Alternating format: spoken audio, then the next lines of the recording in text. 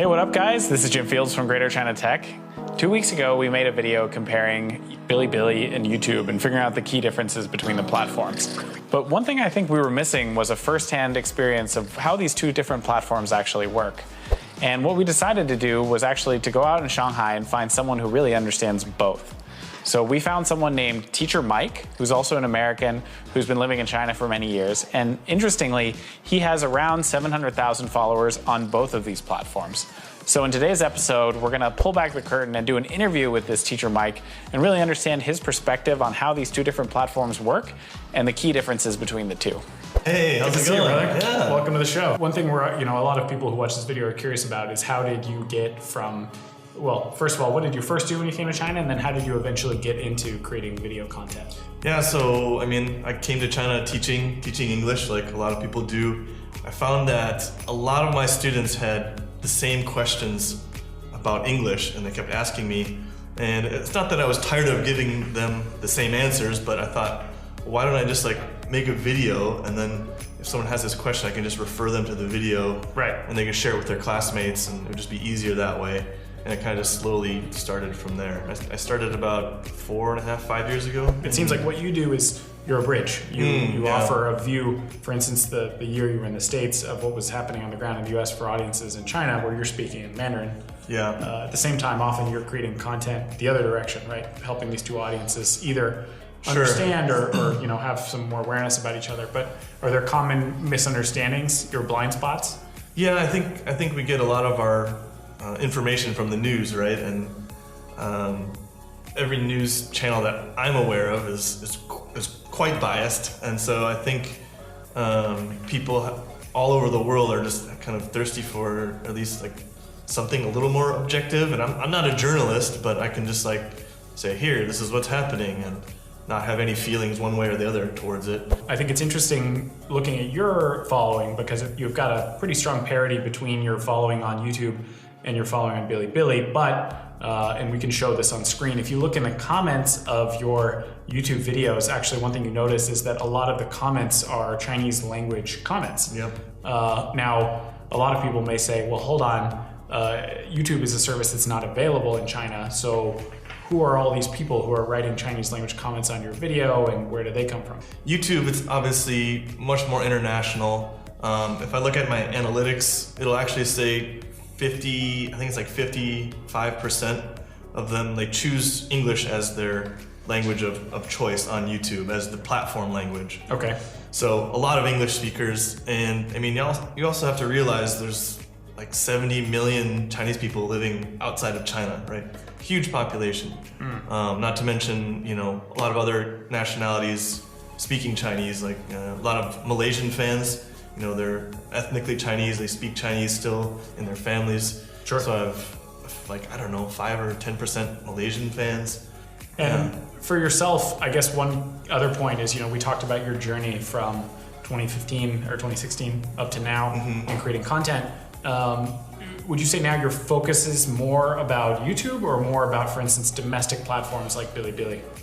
I think last year I started to focus more on YouTube because during COVID, my views just shot up a lot, and I built a much bigger fan base fairly quickly. So with that comes a little bit more revenue, and YouTube is fairly generous with their revenue sharing. They share 50%, right? They take half, you take half. So it's actually really good. You're saying maybe the reason that you shifted your attention a bit more to YouTube, is it related to monetization or?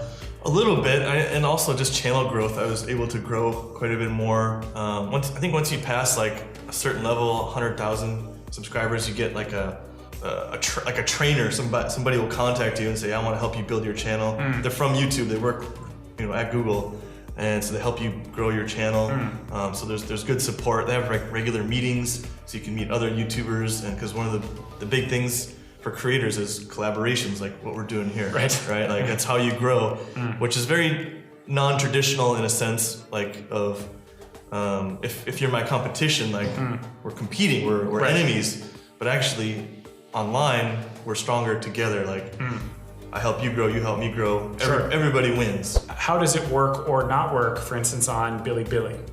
So Bilibili, you have something called 贝壳, which is like shells, which I'm not an expert at this, but I believe it's just like tips that you get from your fans and audience. And at the end of the month, you can like turn in your 贝壳 for money. So you're exchanging these virtual sort of representative currencies for actual hard currency that you could then, withdraw. Put it into your bank. Yeah, exactly. Okay, cool. Because I think the reason this is so interesting for our viewers is you have almost exactly the same amount of followers on these two platforms. So I think one thing our viewers would be quite curious about, if you're comfortable sharing, is which of these platforms is more lucrative for you? I mean, YouTube is way more lucrative.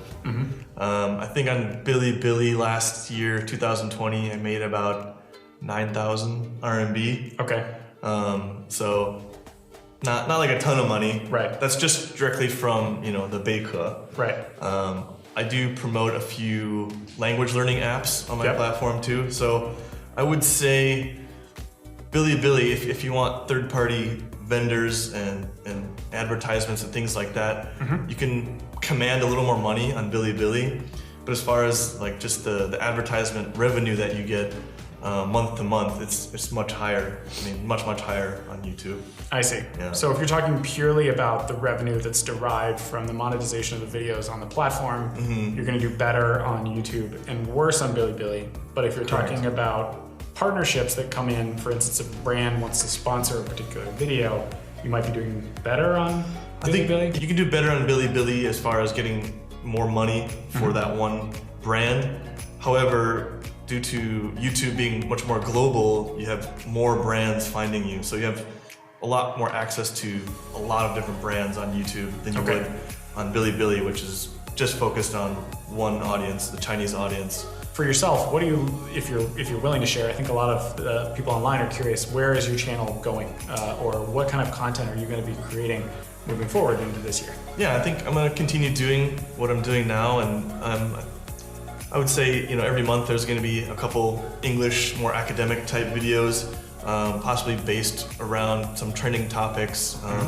A lot of my students really love the study with kind of celebrities English videos, like a Chinese celebrity, and kind of look at some of the things that they've learned and that you can, the students can also learn. Sure. So there'll be a few more of those coming up, and yeah, I'm going to continue to talk about cross-cultural things. So one other question we have for you is, how do you optimize content that you create? For instance, if you're thinking about posting a video for a site like Bilibili versus a site like YouTube, is there anything you're going to do differently in terms of editing style, content, the approach to the video, the topics? Is there any difference in approach?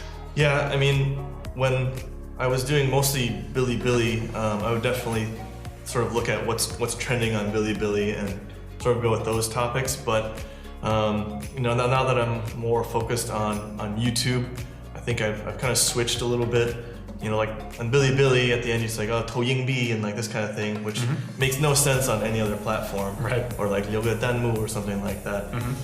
So I don't do any of that. I kind of make it generic so I can post on every platform. Sure. But it's pretty YouTube centric at this point. Yeah. And does that inform, the topics you make videos about, or for instance, things like the length of the video, the editing style? So on YouTube, if you want mid-roll ads, which are ads that play in the middle or the end of the video, your video has to be a minimum of 8 minutes. It used to be 10, now they shortened it to 8.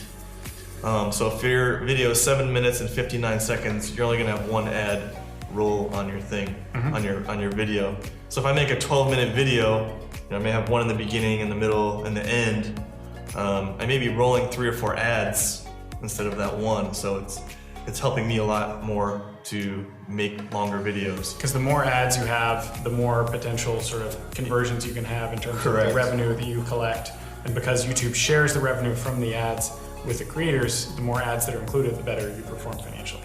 Correct. And so previously I would make videos about 5 minutes, because that was kind of like the max you'd want to go in order to maintain people's attention. And you can see it on YouTube. A lot of my videos, people kind of fade off after 4 or 5 minutes. Sure. If you watch a lot of my original videos on Bilibili, they're all just 5 minutes or under. Sure. But now that I've learned a little bit more about the YouTube algorithm and monetization, how that works, I try to make every video at least 8 minutes, unless it's just something really quick and I want to say something, I'll just make it short. But if I'm going to put the effort in to make a nice video that's informative and or educational, I'm probably going to make it at least 8 to 10 to 12 minutes. Okay guys, so we're really thankful to Mike for coming to the studio today and sharing his knowledge with us. And please follow his channels. He's going to tell you the names of his 2 channels for you guys to check out. On YouTube, it's Teacher麦克老师, and on Bilibili, it's Real 麦克老师. All right, Mike, thanks so much for being with us, man. My pleasure. So thanks again to Teacher Mike for participating in this interview today. And I think the key thing we're noticing, after the discussion is the monetization opportunities for creators on YouTube seem to be much better, particularly because the model is set up so the platform is directly sharing ad revenue directly with the creator. So again, hearing some of the numbers that Teacher Mike talked about today, it really seems like if you want to directly monetize just via your content without, brand inclusion or advertisements, probably the best way is to proceed by posting content to YouTube. Bilibili, of course, being a different platform. In our previous video, we talked about Bilibili having this strong sense of community and focus in specific verticals like things like ACG. But when it comes purely to monetization, it sort of seems like Teacher Mike thinks YouTube is offering a more direct pathway for creators. So I hope you guys enjoyed this episode where we're talking about, different ways, different collaborations with different creators. And if there are other people out there, if there's other Boju or other creators that you think Greater China Tech should collaborate with, please leave a comment for us below. We'd love to hear from you guys about who you'd like to see us collab with in the future. As usual, thank you guys for watching. See you next time.